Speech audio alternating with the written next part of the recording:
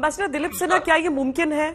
क्या जनरल बेस्टन जो कह रहे हैं, क्या ये मुमकिन है? क्योंकि जिन साई ऑप्स की भी बात हम कर रहे हैं उसमें तो ऐसा लग रहा है कि अमेरिका भी एक फैसिलिटेटर है। अमेरिका जिस तरीके से सरेंडर ऑलमोस्ट कर चुका है अफगानिस्तान के सामने, अगर 31 तारीख की मियाद दी जाती है तो जो बाइडेन कहते हैं कि हाँ हम कर देंगे, हम उस दिन तक कर देंगे, अमेरिका उस रुख का लग ही नहीं रहा है जो अमेरिका 20 साल पहले वहां पर गया था या जो अब तक वहां पर तैनात खड़ा था।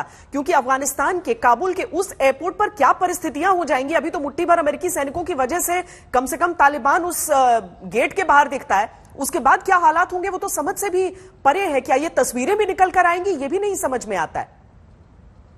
हाँ, अमेरिका ने अफगानिस्तान के लोगों को और अफगानिस्तान को बहुत बड़ा धोखा दिया है। 20 वर्ष वहां पे उनकी फौज रही, लेकिन अमेरिका की नीति पिछले 10 वर्ष में ऐसी हो गई थी कि अमेरिका ने कहा था कि उसका दुश्मन अलकायदा था, तालिबान नहीं थे। उसने तालिबान से बातचीत शुरू कर दी और पिछले वर्ष समझौता भी कर लिया। और अभी जिस हड़बड़ी में बाइडेन अपनी सेना को वापस ले रहे हैं कि अपने नागरिकों को भी नहीं निकाल पाए हैं अभी तक, और सिर्फ आशा कर रहे हैं कि 31 अगस्त तक निकाल पाएंगे। तो अमेरिका की जो नीति रही है उसकी आलोचना तो अमेरिका में ही हो रही है, लेकिन अमेरिका इस इलाके से बाहर निकल सकता है, हम नहीं निकल सकते हैं। हमारा ये इलाका है और हमें यहीं पर रहना है और हमें अपनी सुरक्षा करनी है। तो इसके लिए हमें जो भी आंतरिक कार्रवाई करनी हो, तब जनरल साहब ने कहा ही, उसके अलावा जो अंतर्राष्ट्रीय माहौल है वो भी हमें बनाना होगा। इसमें कोई दो मत नहीं है कि हमें इसमें पहल करनी होगी।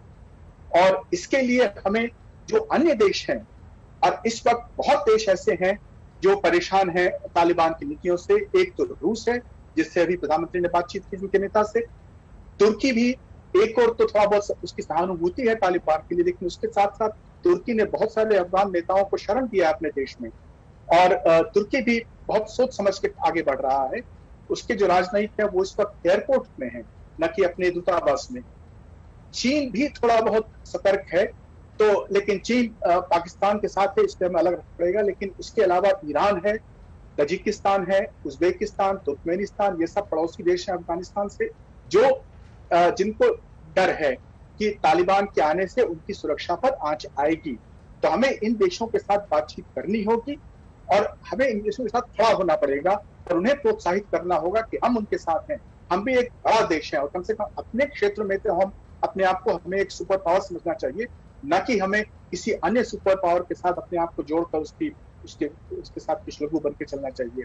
हमें अपनी सुरक्षा देखनी है और उसके लिए जो अंतर्राष्ट्रीय माहौल तैयार करना है उसमें हमें मेहनत करनी है।